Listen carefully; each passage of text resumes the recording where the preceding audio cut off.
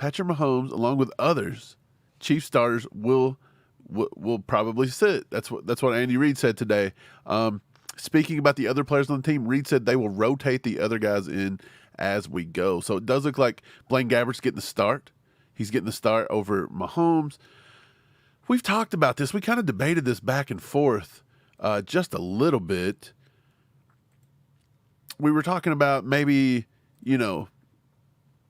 does Mahomes need to sit a little bit? Does the offense possibly need to get together and coalesce more? I think all that's true. But I think the last game, the offense did show enough signs that Reid's going to go ahead and sit him. I think it would be crazy to get somebody injured at this point. We've got the 3 locked. I don't think it's going anywhere. So it's the 3. That's what we're doing. I do not think that there's going to be some kind of like QB battle. I don't care if Blaine Gabbert puts up 80. It's not happening. It's just not happening. Kelsey, will they get Kelsey in for a few snaps? I don't know. They said no. Maybe. We'll see. He only needs 16 yards to get 1,000 for the season or something like that. 16 yards, I believe. But yeah, they're going to sit. So everybody's been talking about that. We finally got a little bit of an answer there. I wish they would forget to put MVS back in the game. I kind of hope that's what it is. I kind of hope they sit him, then he forgets to be put back in. Maybe we'll see Justin Ross a little bit more this week. Maybe we'll see Richie James more. I mean, they can't sit everybody. You got to field a team, so we'll see. We'll see how it goes. Other big news today, Tyreek Hill's house caught on fire. Apparently he was at practice. The last I heard of it, the roof, the attic, something caught fire in there. Presumably probably not a meth lab or anything. He makes a lot of money. So who knows what it was. I did hear they were fighting the fire 35, 45 minutes. They broke a hole in the top of the roof to let some of the smoke out. But everybody was out of the house and accounted for. Last I heard, I hope that still is true. Prayers for Tyreek and the family. I mean, Tyreek runs that mouth every now and then, but nobody deserves to have their home burned down. That's insane. So let's hope that let's just hope everything's good there. But yeah, Tyreek, it's good. It's good that that apparently nobody's injured. It's property. He probably bundles with Mahomes and Maotto. Let's hope. Let's hope him and Pat's got that working. So yeah, that's pretty much it. That's the big news for today. That's the big news. Steve's not here. He's at work. He's not going to be here. So it's just me for just a little bit tonight. I'm going to hang out with you guys. I'm going to answer some questions in just a few minutes. I appreciate you being here. Hit that like button for me. Hit that like button. Be sure to share this. Hit that sub button if you haven't. We're getting so close to 20K. It's not even funny at this point. It's just not even funny. We're so close. Yeah, hit that like button for me. Thanks for sticking around with me. And let's talk some Chiefs football. So throw some questions in the chat if you got any. And I'll just try to answer them the best I can. I will say before we get going, while you guys are asking some questions, dude, we took a lot of heat last week. I don't want to say last week. It was after the game. Apparently, people didn't love the fact that, we were saying, they didn't like the fact that we critiqued Mahomes the week before. A lot of people, come at us for that one. A lot of people come at us for saying Kelsey looked a little disinterested. It is what it is. If you've been following us on Twitter, though, you'll see that I released a pretty good thread yesterday. In the year 2023, now 2024, 3 days into 2024, here's one thing I learned. People don't want to inform themselves on anything. 6 tweets is too much for people to read. That's just too much. They're not going to read it. They're going to skip over it. People are weird. People have gone crazy. They don't want to learn anything. They just want to talk. It's crazy. This is what I'll say. I'll say that what I learned from my thread, and I may bring that up in a minute. I may just bring up the thread, read through it with you guys. It's kind of fascinating what I discovered. I took the premise of, is Travis Kelce washed? Everybody's saying Travis Kelce's washed. He's had a bad season. All the above. He's not paying attention. He's not doing this. He's not doing that. I went back and looked. I wanted to look.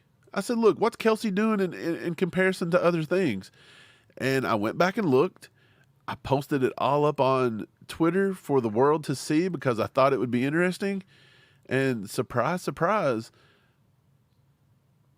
you know, a lot of people didn't read it. They said they didn't want to read it. They didn't have time to read it. People don't have time to learn anything nowadays. They know it all. We'll go through just a few here, and I'll show you guys what I was coming up with. It said this is a Travis Kelce thread. It's for Chiefs and Chiefs Kingdom whom are adults enough to read, process, engage, and speak to each of our fellow brothers and sisters in the red and gold, respectively. Is Travis Kelce washed, or is this a false narrative? Let's examine. Look, me and Steve both have been a little bit guilty of saying that Travis looks a little disinterested. He's looked down this year. I think a lot of things are true, and I think a lot of things aren't true. I think it's okay to say Kelsey's had a less productive year this year. I think that's evident. There's also lots of things, going for Kelsey in the negative category, as in he's getting a little older. He's being double and triple teamed. There's no big weapons to take the heat off of him. Injuries. He's had a lot of injuries. He hyperextended that knee. He hurt that ankle against the Vikings. Plenty of things, and it's all valid here and there. So I understand if people say, yeah, he's took a step back. He looks disinterested. I see some of it, and we've been guilty of it too, but I wanted to say this. I will start 2024 off by saying I believe I've said certain things about Kelsey, and now that I go through and look at it, maybe I was a bit too harsh. Maybe I was a bit too quick to say certain things about Kelsey that may or may not be true, but a lot of the stuff I said was true. It can't be true. You can be wrong and right at the same time. But I will say there was some things that I think I was a little wrong about, and I want to apologize to Kelsey and anybody else. I'll admit that I'm wrong. If I'm right, I'll say it. If I'm wrong, I'll say it too. Here's some of the stuff I dug up. Per PFF, Travis Kelce has one game remaining on the schedule, but we're told he's not playing right now. He has an offensive grade per PFF of 78.6. This is the lowest total of his career besides the 2015 season. It's 3.3 points lower than his previous low in the Mahomes era. In 2021 with Mahomes, he graded an 81.9. So he's technically about 3.3 percentage points lower according to PFF this year. Does that mean he's washed? No. What's 3 points? 3 points is not a lot. So what else did I dig up? Per PFF, Travis Kelce has an 83.6 receiving grade. This ties his grade in 2024, and the lowest grade of his career was in 2015. He scored a 77 that year. This is, however, the lowest receiving grade of the Mahomes era. So again, we're now seeing that he tied the lowest offensive grade, and now he has the lowest receiving grade in the Mahomes era, which is over the past 6 seasons. So if you say, Kelsey looks a little off this year, there's a couple stats that back it. Again, that's just PFF grades though. But the eye test, I think, says it. But then I start uncovering some things and I'm like, okay, so everybody's a little too hard on Kelsey. I think that those two things, along with what's getting ready to come up in a second, might explain, the fact that we don't have big time weapons around him. Yes, he's getting older. Yes, he's being double and triple teamed, and there's nobody to take the heat off of him. So that's what that feels like. He's dropping the ball a lot this year, right? That's what we all think. That's what we see. Kelsey has 6 drops this year. This is actually not uncommon. He had 6 drops in 2021 and 2022. He had 6 drops in 2015, 2016. In 2017, he had 7 drops, and in 2018, he had 8 drops. So barring 3 drops in his final game of the season, which he's now supposedly not playing, he will not have a career high in drops this year. It feels like he's dropping a lot of balls. He's not. He's just not. He's averaging 5.4 drops per season, about 5.5. So he's barely above average. He's dropped 6. If he does not play, which he's not supposed to, he will have dropped 6 balls. He averages 5.5 drops a season, right at the average. So again, another thing that felt like was just off with Kelsey, he's dropping the ball. It feels like he was off. but he's not dropping. He's just not. He's not. Okay, here's another one. Kelsey's running a career high percentage of snaps from the slot in 2023, 280 from the slot. He's up over 5% from 2021 and 2022. So he's now running more from the slot than he's ran any other time in his career. His previous high was 46.4%. So he's now taking, a lot of snaps from the slot. I wrote this may be a direct result of the weak wide receiver room. This also correlates with his third lowest receiving grade in 2017 and fourth lowest overall offensive grade. Not really enough data to correlate a direct impact and effectiveness from the slot compared to the wideout. So that's what I'm discovering. I'm discovering that, hey, it seems that Kelsey is a little off this year, and statistically, he's having the lowest yards he's had in a while. He's having his lowest touchdowns he's had in a while. He's not moving the chains as much. We're seeing it, but I still don't think it's a bad season. It's not a bad season. Here's another one with only 5 TDs in 2023. This ties for his low in receiving TDs in the Mahomes era, but he also did this in 2019. He had 5. He does have one remaining game. That's not happening now. Throughout his career, he only has one other season with 5. That was 2015. And his lowest was actually in 2016. He only had 4. So again, it's at the low end, but it's not the worst. His yards after catch is only 461 this year. This is not his lowest. In 2019, he had 403, and in 2017, he only had 420. This is the second lowest total of the Mahomes era, though. So, again, kind of on the bottom end, but still good. This is the lowest percentage of contested catches of his career. In 14 and 15, PFF showed that he had 0 contested catches. I don't know if they actually took that stat then or not. That sounds weird that he didn't have a single contested catch in 14 or 15. But either way, his previous low was 2020 with 31.3%. So again, he's low on contested catches. That may mean Mahomes is not throwing it in spots. He's not. Who knows what the problem is? These are some of the small negatives. But if you see, they're not really negatives. I'm proving that he has done this before or he's been lower previously. This one is the one that kind of goes to this season is the worst. Kelsey only has 50 first downs in 2023. This is the lowest of the Mahomes era by far. His previous low was 2021. He had 62, but the lowest of his career was in 2015 with 40. The QB passer rating when targeting Kelsey is 108.8 this year. Pretty high. But in the Mahomes era, this is the second lowest total he's ever had. In 2021, he was a 103.4, and that was the lowest of his career. 2023 is now the second lowest of his career. So just in the past 3 years now, he's had the lowest QBR when throwing to him and the second lowest. So what I'm noticing is in 2 out of the past 3 years, Kelsey's been a little down. Is that a sign that maybe he's just getting old and aging a little bit? Is it a sign that now defenses have shifted to him? All this is true. It can all be true. It can all be true. Kelsey's been flagged 13 times this year. Flagged 13 times. 3 were declined or offset, so actually it puts his number at 10. This is the highest of his career. 2019 he was flagged 11 times and had 9 penalties, but he passed it this year. We all seen that he's been frustrated all season. He was fighting everybody in camp. He just looked a little off. He's took it on the field, and look, they're making more of an effort this year to call offensive pass interference on him, all that kind of stuff. I feel like the officials were all over us this year for some reason. But I'll say this, that was what I seen there. Per PFF in 2023, Kelsey has 6 games under 50 yards receiving. So it feels like a lot of games this year, Kelsey's been obsolete kind of. Like if Kelsey don't put up 50 to 100, you feel like Kelsey didn't even play. 6 games under 50. But he's done this before.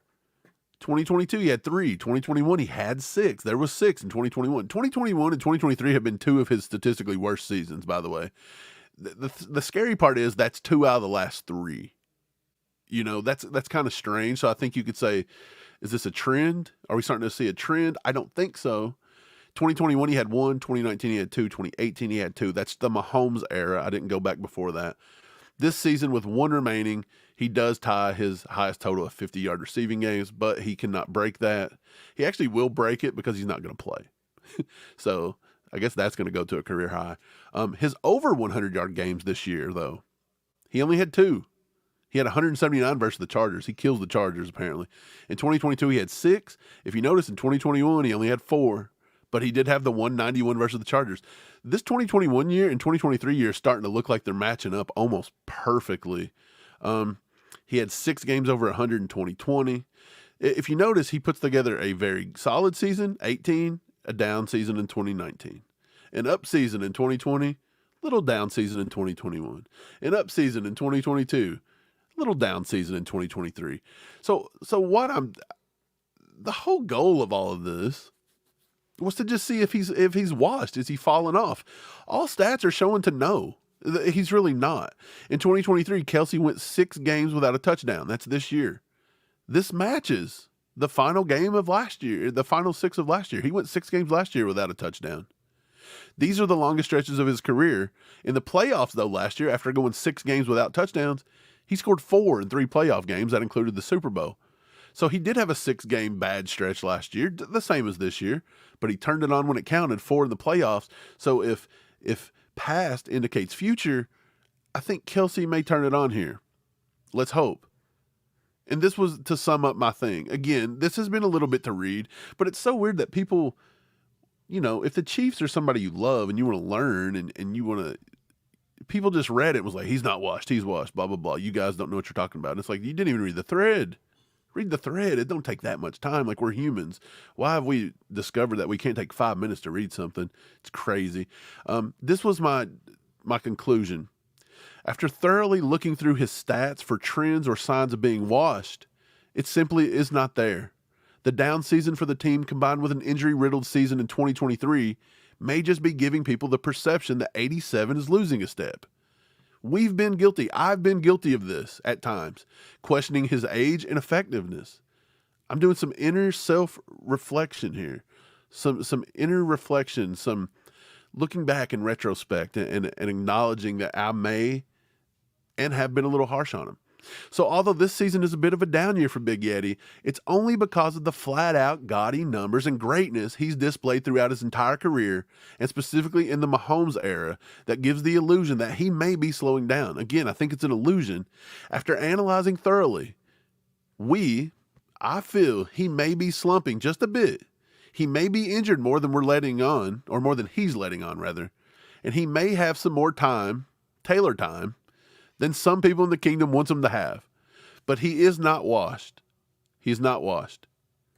I went on to say he needs 16 yards in week 18 to hit his 9th straight 1,000-yard season. That's insane. I don't know if he's going to do it now. Looks like he's going to sit.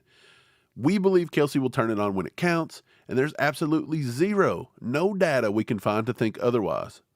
Thanks for reading this long thread. Let us know what you think. Go Chiefs. That was what I concluded the other day. And again, after going through all that data and looking, and I posted it out for everybody to see, I wanted to say, look, I think I've been a little too harsh on him, and I'm wrong. I'll accept that. I think I'm wrong. I don't think Kelsey, again, it's been a little bit of a down season, but we've been here before. So to say that he's just completely washed up, which I don't think I've ever said he's washed. I think I've said he's had a bad season. He's looked a little disappointed, looked a little disinterested at times. But I think that I proved to myself by going back and educating myself and scrolling through stats and looking through things and comparing it, that he has done this kind of stuff before. It's not crazy. And then you look at what we've also said. We've given him no playmakers to help this guy. He's out there at 34 years old. He keeps getting older. He's defying age just a little bit. It's going to show, though, when you don't give him any help. So he's being double and triple teamed. He's not getting the help. The offense as a whole is just not... The offense as a whole just not looking good. So to blame it all on Kelsey, don't think that's fair either. So just wanted to say, I've said some things harsh to Kelsey. I apologize. I'm big enough to say, okay, look, maybe I judged a little too harshly on Kelsey. Maybe I'm letting the eyes and I'm letting the feelings overrule the facts a little bit. And I'm not that. I want to look at the facts. And after looking at them, I think Kelsey's not washed. Which I didn't say he was, but I'm just saying he's not washed. I think he's fine. And I think if all indications point properly in the playoffs, we'll see Kelsey step it up. We'll see him step it up. But yeah, thanks for sticking with me with that long soliloquy, that long in-depth breakdown of is Kelsey washed. Thank you. And with that, hit that like button for me. I appreciate that too. That'd be awesome. Hit that like button, hit that sub button. We're at 19.7. We only need about 200, a little over 200 to hit 20K. That is insane, baby. Didn't think we were going to get it since YouTube was giving us the old screwing over everything. Also, I want to talk to this a little bit. I want to talk about this. You guys know we teamed up with Foco. Foco sends me a message today and they say, "Hey Mike, we're doing a special release tomorrow. Can you promote it for us?" And I said, "Why, yes, I will." Check this out. Foco is releasing Travis Kelsey and Patrick Mahomes team beans, player embroidered bears. These are all embroidered. They're pretty cool. They're only making 72. These bad boys are going on sale tomorrow at 11 a.m. Eastern Standard Time, which should be 10 a.m. In Kansas City. Again, you get to pre-order them. There's only 72. They're kind of cool looking. I like them. They look vintage. They look awesome. If that's something you're interested in, be sure, follow our Foco link. I'll put it in the description. I'll add it to the description after this is over with. And if you guys are watching this today, as in on the 4th, then go order those if it's past 11 a.m., 10 a.m. Central. Grab those. They're only going to be $30 a piece. That's a great price on Foco. Very limited. So, yeah, pretty cool. Just thought you guys may want to see it. Here's a little bit up close. There's the Mahomes one. There's the Kelsey one. You know, it's all good. It's all good. Just wanted to shout out Foco, let you guys know that those are available tomorrow. So let's get to some questions. Let's get to some questions and some comments. Let's see what we got here. Let's pick out Ray Ray here. What's up, Ray Ray? Hope you're doing good, man. He said, just remember, folks, in 2011, the Giants were 9-7 with a very good defense and a mediocre offense and won a Super Bowl that year, 17-14, against the Pats. Was that the year with the helmet catch? Ball in the head? Pretty sure. Defense came up big that year. We have a chance. Just saying. He's right. Look, when you get in the playoffs, half the team's out. It's a winner take all. You just got to win 4. Usually we only have to win 3. This year we got to win 4. If you don't think the Chiefs with Andy Reid, Patrick Mahomes, Travis Kelce, the defense we've built, and now look, you've got more players to add to this. I think Pacheco has now become an offensive fixture, an offensive weapon, somebody that can change a game. We seen that the other day. So if you don't think these guys can win 4 straight with the experience they have, you're a little out of your mind. Are we down this year? Yes. Is our offense down this year? Absolutely. Do I count them completely out? No. Do I feel like the odds of winning a Super Bowl are lower than usual? Yeah, probably. We do have to win the 4th. You know, it's not just 3. We will have to win some road playoff games, which is fine. Again, people keep saying Mahomes never won on the road. I distinctly remember 2 Super Bowl games that he's won on the road. One in Miami, one in Glendale, the old Phoenix area. So he's won on the road. Let's take that narrative right out of it. And by the way, I don't care that he's never had to play on the road. How impressive is it? This is his, 6th going on 7th season, and this cat's just now going to play a playoff game on the road because he's been to the AFC Championship game every single season. He's been a starter and never had to play a game on the road. Does that not show you how dominant the Chiefs have been, how dominant Patrick Mahomes has been? That's insane. I don't care if he's had to play on the road. He's played 2 big important games on the road. He's lost 1 on the road. But the funny thing is, the road loss in the Super Bowl was at Tom Brady's home stadium. How amazing was it that Tampa Bay gets to play at home for the first time ever in a Super Bowl? And boy, the first half, there was a lot of good calls there going towards the Bucs that pretty much knocked the Chiefs completely out of the entire game and their headspace within a half. It was pretty crazy to watch. I think the NFL thought that was going to be Brady's swan song, and they wanted it to just go according to plan.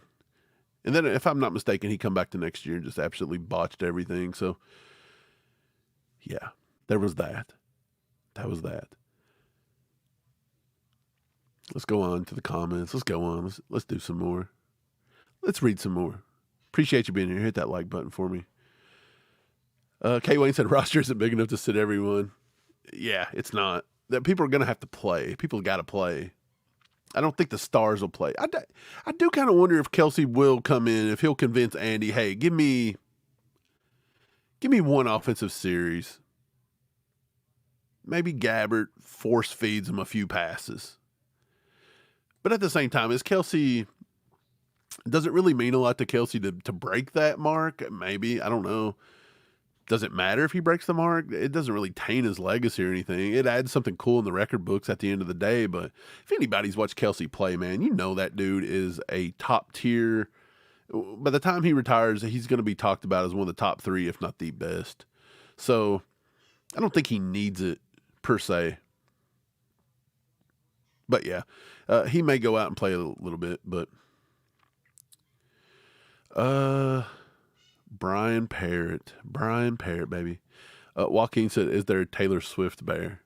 Probably somewhere on the internet, but not through Foco. I'm surprised. I'm actually surprised. Ain't no way she'd get the rights, or they'd get the rights for her. Ain't no way. Let me see. Let's go through and find some more comments, questions. I'm just here with you. I'm just talking some football with you on a Wednesday. Thanks for being here. Appreciate it. Tumbleweed says, if Chiefs aren't going to play Ross, why have him on the team? It is weird that we've put a lot of time and effort into Justin Ross, and he's really not getting tons of opportunity. But at the same time, football is a sport where, like, yes, teams can invest time in you, but at the end of the day, they're playing the guys that know the scheme. They're playing the guys they can trust, and they're playing the guys that they feel make the offense and the team better. And I guess Ross, I think Ross by this point in the season, if he didn't have all that legal trouble that, it's been dropped now, but if he did not have that legal trouble, I believe he would be further along this season by far. But he's had to deal with that. So I'm sure he'll get plenty of snaps here in the last game. He should. The fun thing might be is, hey, Blaine Gabbert, throw him the ball.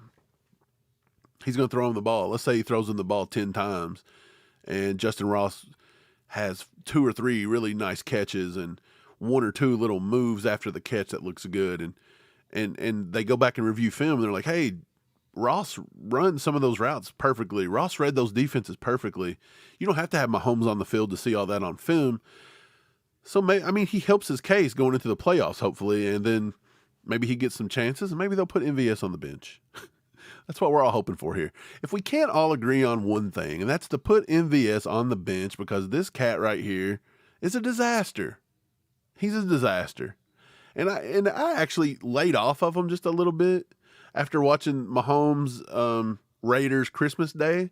I thought there was a few times that MVS was actually open and Mahomes did throw it behind him. Like, if MVS wants to cry about that pass being behind him, go back to the Raiders game and look at that one. Yes, you have an argument. But the other day, no way. MVS is playing like he's good and he stinks. And then he lets that one go right through his hands there on that deep ball. Didn't even make an effort. I'm just not an MVS fan. They have got to get rid of him in the offseason. That'd be the first thing I'd do if I was Brett Veach. I wouldn't even wait till the offseason. Brian says, are they going to sit Richie James? Probably not. I don't think they can. I would say most of the wide receivers are going to play. I would even think Rashee Rice is going to play. I would think every single wide receiver is getting snaps. To me, when they say the big guys aren't playing, I can think of 3 or 4 people. Maybe Joe Tooney don't play. Maybe he don't play on the offensive line. Maybe they let Allegretti and Trey Smith play it. I don't know. Maybe, Mahomes is not playing. Probably Kelsey's not playing. That's the 2 big ones. Maybe Chris Jones don't play. Snead, he may get some time off considering, because he was a little banged up, almost missed the Bengals game. But everybody else is going to have to play. There's not enough players to not. Ray, so all the starting running backs on Sunday, PP on the PP, P-Round and Prince. Possibly. Will Pacheco play some? I don't know. I don't know if Pacheco, I would think you should sit Pop a little bit because of his running style and the way he does just go at it. Somebody quoted today, oh my God, you guys got to see this one. Dude, it was hilarious. Who said it? Cowboys, Jordan Lewis, corner, was quoted as saying, Isaiah Pacheco runs like he bites people. What in the world is he talking about? But that's perfect. He's like some kind of like souped up, amped up zombie from like those, which one was it? 28 Days Later. Which one was it where the zombies were super fast and just chasing you down and you better get out of the way? That's him. Like, that was a perfect quote. But yeah, is he going to sit the whole game? I don't know. Would I sit him? Probably. I think Pacheco is becoming... Pacheco here we're coming up on the end of year 2 for Pacheco. And for me, Pacheco is right where he should be. I felt like in year 1, he got his chances. They won a Super Bowl with him. I thought he progressed properly. In year 2, that was the year that he come in and he was slated the starter. I think he handled it well. He handled adversity. He had some offseason, some surgeries, this and that a lot of people didn't know about. They sprung it on everybody. He took care of his body. He got right. He stayed pretty healthy all season.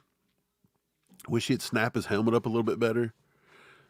That would be my critique on Pacheco. Wish he'd snap that helmet up a little better.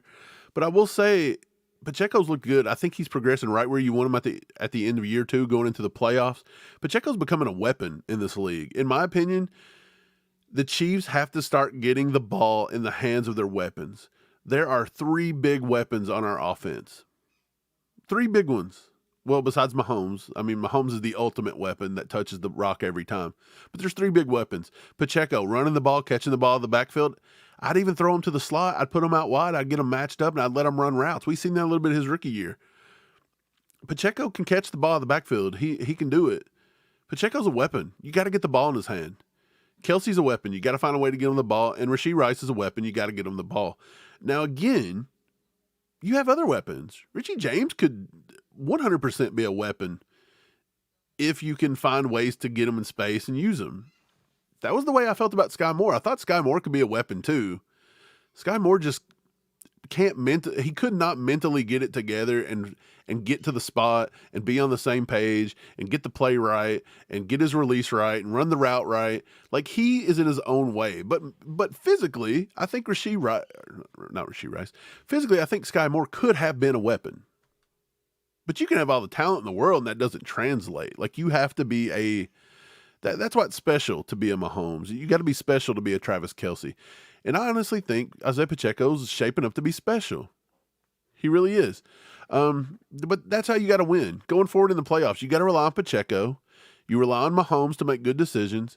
You rely on Pacheco. You rely on Kelsey. You rely on Rashee Rice. You rely on your defense. We're going to have to win ugly, but it doesn't matter. Like, when we're celebrating at Union Station, nobody's going to be walking around with their head down saying, man, we only won those games by 3 scores, by field goal. Boy, we only had 10 first downs in the second playoff game, but, we might be thinking it, but at the end of the day, if you raise a banner, nobody cares how it happens. Mike, who do you want the Chiefs to play in the playoffs and Super Bowl, says Gary. In the first round, and this is, I do not want to play the Bills in the first round. And I know a lot of people's going to be like, are you scared? Yeah, a little bit. Yeah. This isn't a season, okay, offensively, that I feel good enough about playing the Bills in the playoffs in the first round. Okay, could we beat them? Yeah. Do we have a chance to beat them? Yes. Should we beat them? Yes. But I still don't want to do it. Like, if we got to go 4 rounds, I want to play who's ever the easiest. I want to play who is the easiest at this point. Maybe the Colts, the Steelers, if they get it. I don't even know who's all in just yet. Like, there's so many different possibilities here. But yeah, I would prefer to play somebody a little lesser if that's the case, because once we start getting through the meat and potatoes of it, dude, there's a way that you could be playing Buffalo, Miami, the Ravens. That could be the way to get out of the AFC. Good Lord, that is a gauntlet. Like, I would much rather somehow get, say, the Colts or Steelers in round 1, maybe the Texans, blah, blah, blah.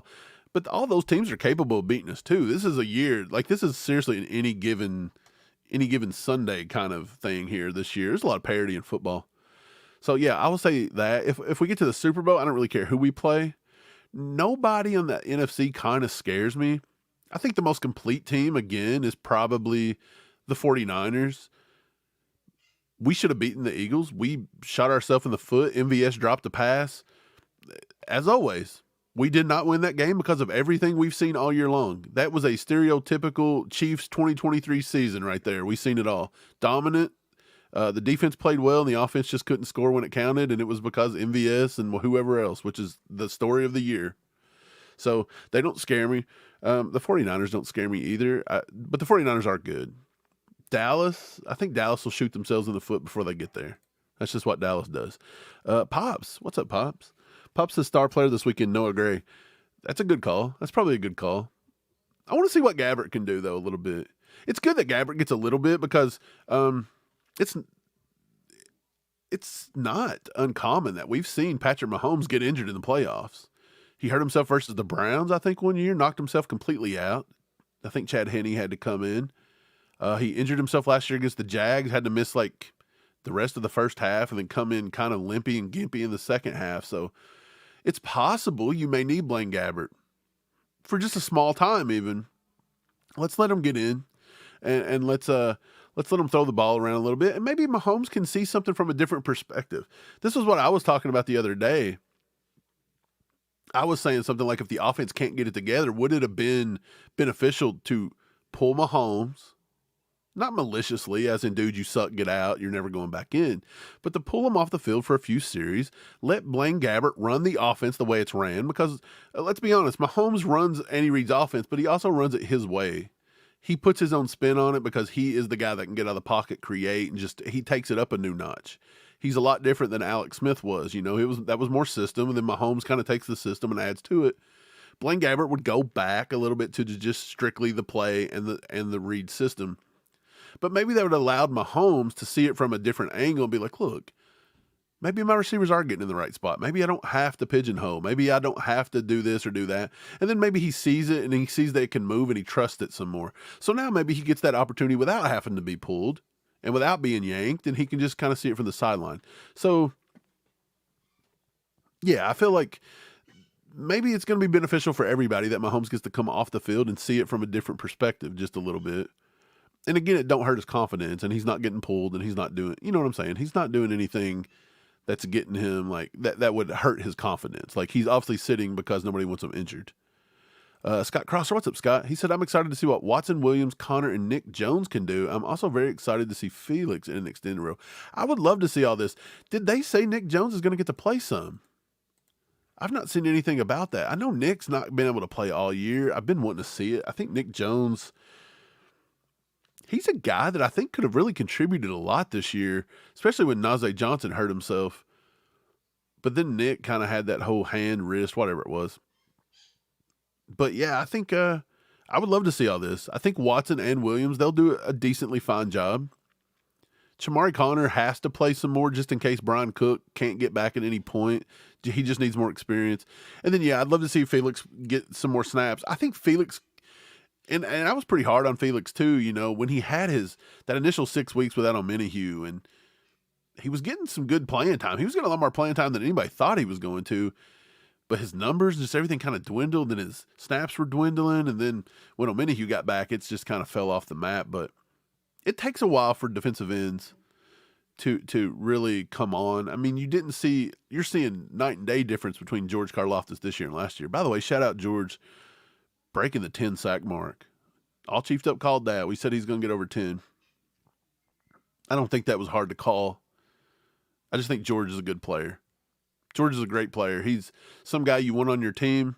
I hope they make him a lifer at some point to be on the Chiefs. I don't think you can have just an outstanding young guy that wants to play football. He works hard. He does everything right. He's just a good person on and off the field. And I think George could benefit being here long term. So it's great. Kathy, do you think KT plays? Would I play him personally? Yes. If anything, it builds his confidence back some. And if he's healthy to go, I would do it. Sapphire, Mike, do you think the Chiefs could really use T. Higgins when Justin Ross plays so similar to Higgins? Ross just needs experience. T. Higgins to the Chiefs has been this big talking point now for a few weeks. Personally, I don't know if Brett Veach is going to throw that much money at him. I was kind of talking to Pops the other day, and if you look back through the history of the Chiefs franchise, again, I've been following it religiously since I was old enough to walk and understand football, so late 80s for me, that would be the case. It's hard to look back through Chiefs free agent history and just find somebody that we went out and paid a big bunch of money for that actually come in and produced at a high level for many years. It really is. It seems like every time we would pay somebody, we'd finally make that big free agency splash. They would never live up to expectations. They would kind of let us down. They'd be injured a lot. They wouldn't really perform a lot. They'd be declining. I think Montana, I was talking to Pops, Montana might have been one of the better ones. Like he was one of the only ones that didn't really just sign and just crap the bed. But we see that routinely. I mean, look, you've seen it with MVS. I don't think they should have given MVS that money. So far, we've kind of seen it with Jawan Taylor. He's not been horrible, but he's not looked like 80 mil. We've seen it. That linebacker from Dallas that he gave a lot of money to a few years ago. I forget his name now. I don't even know if he's still in the league.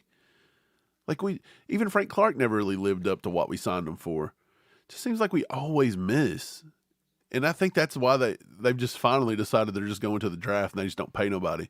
So I would be very skeptical of throwing T. Higgins money. A lot of money. I do like the way T. Higgins plays, but does he fit our scheme well? We've never been able to get a big guy in our scheme and do it right.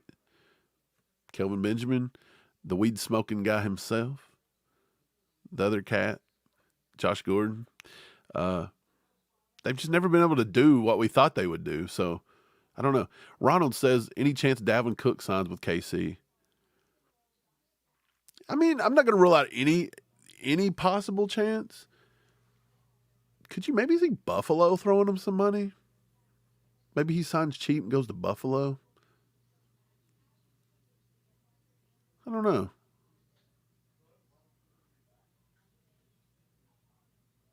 I don't know if they would take the chance on him. Could we use him? Yeah. Is he good enough to play? I think. I mean, he's not. I don't think he's injured or anything. I just think the Jets were trash. I mean, I don't know. I don't know if we need him. Could we use him? Yeah, I think anybody could be good with Andy Reid, especially a Dalvin Cook. I just don't know. I don't know if they need to. I don't know if they need to. I don't really think running back's been our Achilles heel or anything. So adding another running back, I don't think changes the dynamics of the offense much. That's what I'll say. But at the same time, maybe he could change the dynamics. Who knows? Amani, what's up, brother? He says, I might be wrong, but doesn't CJ need one more sack for a huge incentive? I don't remember what his incentives were when he restructured that contract. And personally, I don't even know how many sacks he's got right now. Let me go look at his stats this year. Let's take a gander at him. I think he's somewhere around the 10 sack mark, isn't he? He's 9.5 sacks. So yeah, wasn't his incentive for... Was the incentive for 12? Or not 12, but 10? Huh. Let's find that. Chris Jones, new contract, incentives. Let's see what's up. Yes, Jones is a half sack away from hitting a pretty significant incentive benchmark. Sorry, I said bitch right on live TV. A benchmark is the new contract he signed with the team in September. Should he accomplish that feat and hit the 10 sack bar on the season, he'll earn an extra $1.25 million. So yeah, half sack, $1.25 million. So just to make sure he gets it, he might get after it. That might mean Jones plays. You know, maybe Jones is like, hey, don't sit me. I want to go get that. This is what I set out for, was to get some of these incentives. So maybe he plays a half. Maybe he goes and gets it in the first quarter and he don't play another snap. Maybe he gets on the first snap, don't play again. Who knows? But yeah, Jones might go out and play a little bit. Maybe him and Kelsey does. Maybe that's what happens with it. Lava says we're definitely staying to mine. Probably. No. I think you can say that. I think you can say it. That, you know, isn't it funny? Like, over time. Like I remember as a kid, you'd watch TV and they'd bleep out like ass. Like you couldn't say that, right? And now you can pretty much say anything you want. Like you can drop GDs on air, right? And they bleep out God because they don't want people to hear the word God. They bleep that over the other one. So it's hilarious how times have changed. At this point, just say whatever you want. It's words. I don't care. Like, just throw it on TV. Like, who cares? I mean, I don't know. I don't think we'll get in trouble for that. If we do, whatever. Not really worried about it. What's up, Doug? What's up, Doug? Good to see you, man. What's up, Enrique? Enrique said, how's everybody? Great week when the Chiefs get the dub, right? It's been a pretty good week, man. It's been better. From a creator standpoint, from somebody, and I'm sure if you talk to other creators, they'll say the same thing. When the Chiefs win, it makes it so much more easy to go on and find things. Like you can find some cool stats they break in the game. You can find some cool plays. You got your little side stories. The fan base is just more excited. They want to get on here and, we won. They want to celebrate a little bit. They want to talk about the next game. They're just excited. You get giddy. And then from a loss standpoint, people kind of want to get on and vent a little bit, but then they kind of just want to put it behind them and go on. But from a creator standpoint, when the Chiefs lose, everything ticks down big time for the week. When you win, everything ticks up. Because who wants to, like when we lost that game just a few weeks ago and the Chiefs pulled out that cool play from the 1940s, from that old, I forget the name. It wasn't Princeton, Yale, one of them. They pulled out one of their plays. And so I put that up, but nobody cared. It wasn't as cool because we didn't win the game, right? So from a creator standpoint, from a human standpoint, I want the Chiefs to win every game. From a creator standpoint, yes, it's way better when the Chiefs win. It really does. Enrique says, hey, Mike, have you sent the request for remonetization? Yes, sir. We were allowed to remonetize or reapply on the 1st. And we reapplied that evening, I believe. So we'll just say the 2nd. They have 30 days to review it. We're just hoping that we get a fair shake. We're hoping that it doesn't just get reviewed by robots and whatever triggered it in the first place, which was 1,000% wrong, doesn't get corrected. And then that same robot or robots that triggered that doesn't find the same thing, because we went through our channel with a fine-tooth comb and there's nothing there that indicates that we broke any rules or guidelines from YouTube. And that was evident from the beginning, and that was our fuss, because we were trying to talk to humans, and humans would not physically just take 5 minutes to go click through our videos and see that they're not fake. We're humans. There's no content being stolen from somebody. Like, we're not clones. But we couldn't even get them to do that. They wouldn't take 5 seconds because they don't care. It's like, yeah, think about it. We're very small in the food chain. If this was Pat McAfee or something, he's got ESPN behind him. He's got everything. They're going to go out and do whatever they can to bend over backwards. Do they care about a couple dudes from Kentucky that talk about the Chiefs a little bit? No, they don't care. Like, we're very insignificant to them. The only people that care about us are the trolls. They just want to come on here and tell us why we're wrong all the time. By the way, I was telling you guys, we were getting a lot of heat for like criticizing Mahomes in the Oakland game. Oh, I can still call him Oakland. I'm never going to get over the Oakland thing. The the Raiders game. And Mahomes he looked pretty bad. He really did. That had to be the worst game he's ever played, probably. You even had, Kurt Warner come out talking about, like, a lot of people, and they were pretty much reaffirming exactly what we said. But dude, we took so much heat.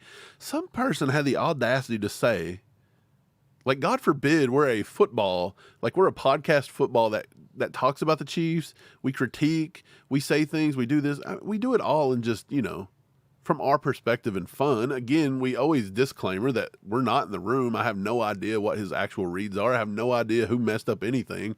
This is just what it looks like from us playing football in our perspective and then trying to translate it. This dude had the audacity to tell us, because we critiqued players, that we should also be critiqued. Then he went on, and the critiques he gave was that we have Southern accents. Of course we do. We're from Kentucky, man. We have Southern accents. We probably sound like hillbillies. You live in Missouri, bro. Like, you sound the same. Everybody does. People in the Northeast, they say cockies. Okay, they sound like hoodlums too. Everybody's got their own dialect, and everybody sounds stupid to everybody else. But that's not a critique. I critique Mahomes, so I should be critiqued on. I didn't say Mahomes couldn't play football because he's curly-headed. I didn't say he couldn't play football because he talks like Kermit the Frog. Like, I give some actual stuff. Like, that was the dumbest argument I ever heard. And just to say, that dude got blocked instantly. Look, we're not playing that game. That's stupid. Like, we're not playing that game. I'm not on here to like, I'm on here to talk football, and yes, we have opinions. I'm sorry. We're people that have opinions. You don't have to believe them. You don't even have to go along with them. But that's just what we offer, man. We just offer an opinion. That's it. Let's take a few more. And then I got to bail on off here. Thanks for being here, Gary. Thanks for being here. I hope everything's good. When will we get a reply from YouTube? I have no idea. They said 30 days. Amy, what's up, Amy? What do you think will be 4 or 5 major things that you would do in the offseason? If I were Brett Veach, do you want them from my perspective or you want them from what I think Veach will do? From my perspective, here's what I would do. Here's 5 things I would do if I were Brett Veach. MVS gets cut instantly. I don't care if we even have to eat tons of money. I don't care. He's probably gone. I would do my best to re-sign Chris Jones. Like, I have to figure something out with Chris Jones. That's top 2 priorities. I'm looking at a left tackle. That's my 3rd thing. I'm going to find a left tackle. I'm not saying Wanye can't do it, and Wanye will develop, but I still don't think his strong suit's going to be left tackle in this league. I believe he's more of a right tackle. I believe he's more of an interior guy. I think that's where he would shine the best. So I'm still putting left tackle at the top of my list. Number 4, I'm going out and trying to find a receiver. Personally, I wouldn't throw a bunch of money at T. Higgins. That's just me. I wouldn't do it. I would throw the majority. Look, if and this is a pipe dream, but if Justin Jefferson ever made it to the free agency market, I'm throwing anything and everything at him I could get, because that with Mahomes would just be the most epic. That would break the league. I would maybe throw some money at Mike Evans if I can, with the premise that, hey, Mike, you're getting a little older. Come over here and win a few and you know, see what you can do. But he may not do that. But I would still look to throw some money at Mike Evans. And then if I couldn't get them, I would probably Calvin Ridley would be somebody I'd look at. I think Calvin Ridley could possibly do good things in this. If you couldn't do it, I would even consider a trade. I would try to do I don't know if they do it or not, but could you imagine if the Chiefs could trade for like a Christian Kirk? Dude, that would be insane.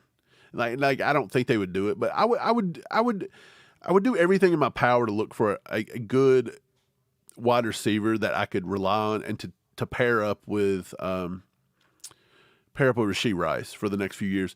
And then my last thing would be I would inquire about Snead to see if I could keep him for a good price. In no way, if I were Brett Veach, would I expect Snead to take a subpar from what he's earned, because Snead's earned a payout. And this is his first big thing. So if he wants to go get it somewhere else, I'm completely fine. Like, I'm going to help him pack, not in a malicious way. Like, I'm going to do everything I can to be grateful that Snead stayed here and helped us do what we've done. But I would inquire about, keeping Snead. And if I couldn't do it, I think my last thing would be, let's just figure out some of the coaching inefficiencies. Maybe. I'm not saying there are any, but let's get to the bottom. Let's do a good deep dive and get through it. That would be my 5 things. 5 things I think Veach will do. I do think he will overhaul the wide receiver room pretty hardcore, in my opinion. I don't know how he'll do it, but I think he will make some moves at the wide receiver position. I do think he'll talk about Chris Jones and talk to Chris Jones, and he will talk to Snead. Not for sure who he would sign. I do think he will let Snead walk. And I believe he will try to get something done with Chris Jones, but I do not believe it'll be a franchise tag and trade. I don't think anybody at this point's giving up 2 first-round picks for Chris Jones. So if you franchise tag him at 30-some million, that's a lot. That's a lot. So I don't know about that one. And then I do think he will draft. He may try his hand at drafting another wide receiver this year. I don't know when, but he might. And that's 4. I don't really know a 5th one. I think 5th, maybe he tries to get Nick Bolton or Creed Humphrey restructured, something. Maybe. Let me take a few more. That's a good question, Amy. Good question. I wish I was in the room with Brett Veach and could actually talk to him. Like, I'd love to like just talk with him. I've got some big ideas that I think would be so cool. And the funny thing is, I don't ever talk about them too often because, I mean, it just makes you sound crazy because it's like it's never happening. But yeah, Harvey, he said, y'all are my dudes. I never get a chance to catch the live broadcast, but y'all are dudes. Good stuff. Keep it rolling. Appreciate you, Harvey. Good that you can be here, man. Good that I'm seeing you.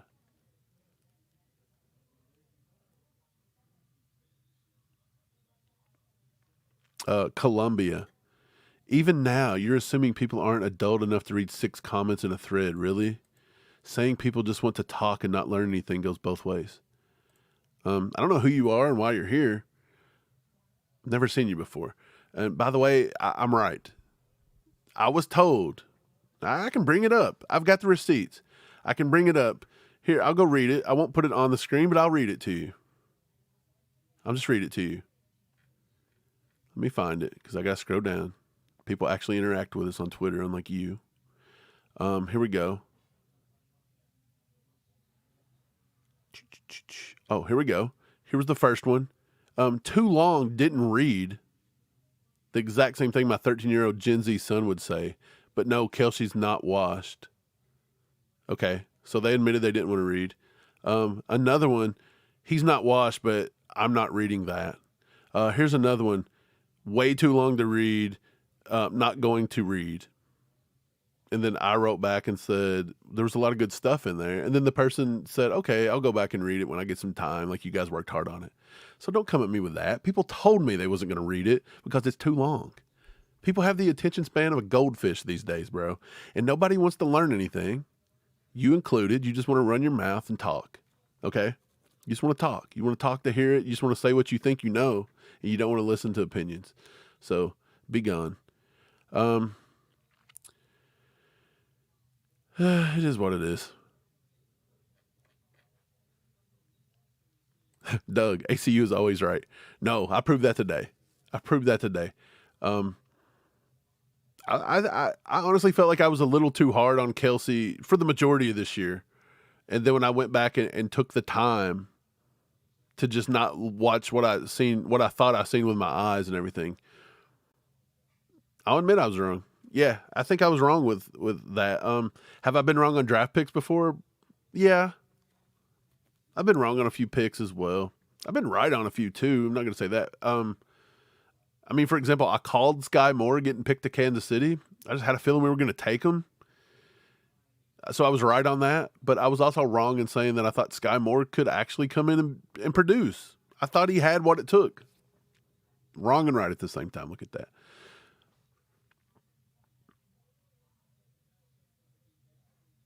Brent, what's up, Brent? He says, I don't think it's an overreaction to say MVS Sky and Kadarius Toney could be out of the league. Here's what I'll say. I don't think MVS will be out of the league. Someone will pay him, be it the Raiders, somebody. Speed does. People get paid for speed. Let's just put it that way. The Raiders are one.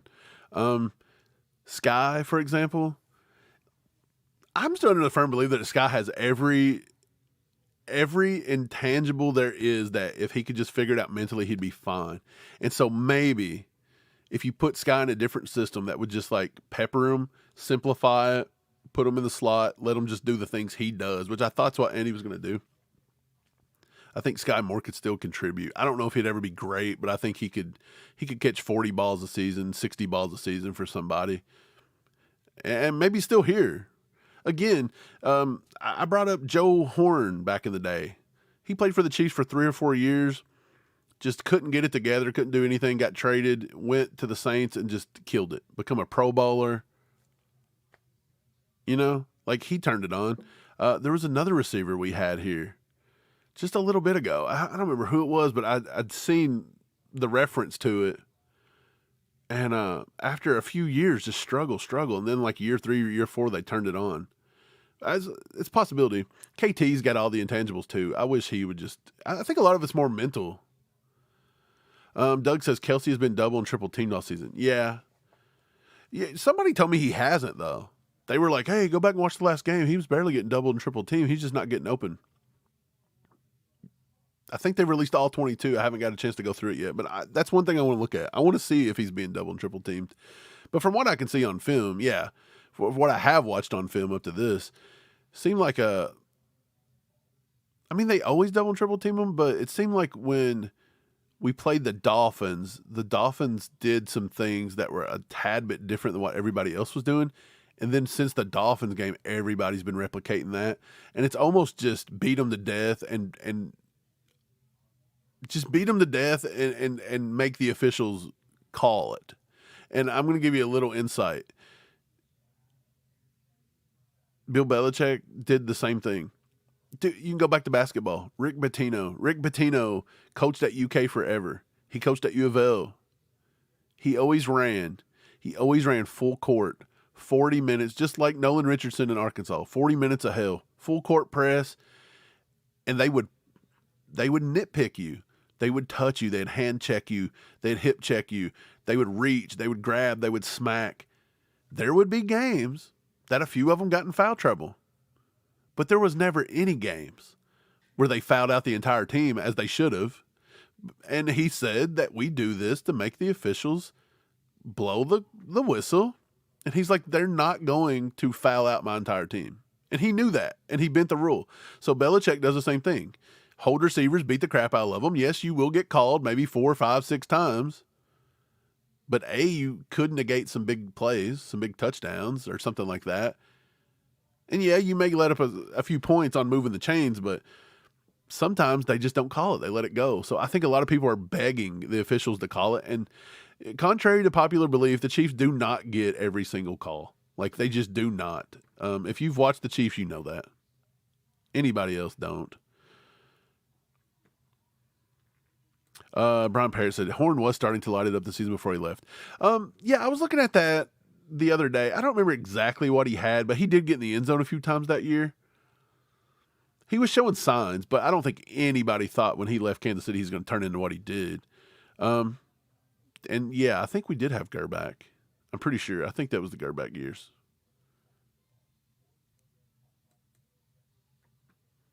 Pretty sure. Brent says, are you worried if we play the Dolphins Bills in the playoffs because every team we've played twice this season has figured the offense out? To be fair, they were divisional games. Yeah, there's been not a lot of big offense to figure out either. I think people are learning. I think what they've learned off the last game and what you're going to see going forward is now you're going to stack the box. Don't let Pacheco beat you, because if Pacheco can't beat you and you're double and triple and Kelsey and he can't beat you, now does Mahomes press? Does Mahomes have to find a receiver that can beat you? Not a lot here that can do it. Rashee Rice can. He kind of proved it. But you can kind of double him. You can kind of double him in some form of zone. You can run zones that can essentially double him without doubling him. Then you can double Kelsey. And then you can stack the box. You can do all the above. There's ways to do it. Some of these defensive coordinators are brilliant. I mean, just look at Spags, what he does. He's insane. I don't want to play the Dolphins or Bills at all if I can avoid those. I think the Dolphins and the Bills are two of the most solid teams. Again, the Dolphins maybe, they haven't beat the biggest of the big names, but there's so much speed on there, and they have the potential to light teams up. But they also got the potential to get the crap kicked out of them, just like the Ravens did. But at the same time, I believe the Ravens are being slept on just a tad bit. Steve thought the Dolphins were going to beat the Ravens, and I said, no, not going to happen. Kathy, thanks, Mike. You do a great job. I enjoy every cast. Thank you, Kathy. Appreciate you being here, by the way. The Legion of Boom used to hold all the time because they knew the refs wouldn't call it. Exactly, Ron. There's a lot that goes on, and believe me, people are banking that the Chiefs, and then when they finally do get the call late in the game, because sometimes the refs are like, guys, this is too obvious. And then everybody's like, oh, now they call it. Chiefs get all the calls. It's constant. But yeah, I think that's going to do it. You guys, appreciate you guys being here with me on a Wednesday. I wish Steve could have made it, but yeah, again, he's at work. Hopefully when we get this YouTube thing figured out and they get us back monetized, we can start cutting some of the outside hours, get back into making more, get back to doing some more daily podcasts. We've missed doing those. doing more lives together, doing things like that. But we have to do what we got to do right now to survive. And the holiday season just came and went. That's been tough on people. So I appreciate you guys being here with me. I appreciate you guys talking some football with me. We get to enjoy a game, win or lose. Who cares? We get to see some backups. We maybe get to see some people flourish a little bit. Maybe some people come out of their shells. So it's going to be a fun one. Hopefully we get together on Saturday, talk about it a little bit more. But I do appreciate you guys being here. I appreciate you guys hitting that like button. Go hit that like button for me on your way out. Do that. If you haven't subbed already, hit that sub button. We're trying to get to 20K. So, I want to get it sooner than later. But it is what it is. We will get there. Appreciate all you guys being here. Kathy, Tumbleweed, Brenda, everybody telling me it was a good one. I appreciate you. It's a lot different doing this by yourself than it is when you got a guy that you bounce stuff off of. Right? It is. It's weird. But I appreciate all you guys. Amy, thank you so much. Y'all have a good one. Hit that like button for me on the way out. And I will catch you guys on the flip. You guys have a good one. Go Chiefs. There goes a sight from my soul.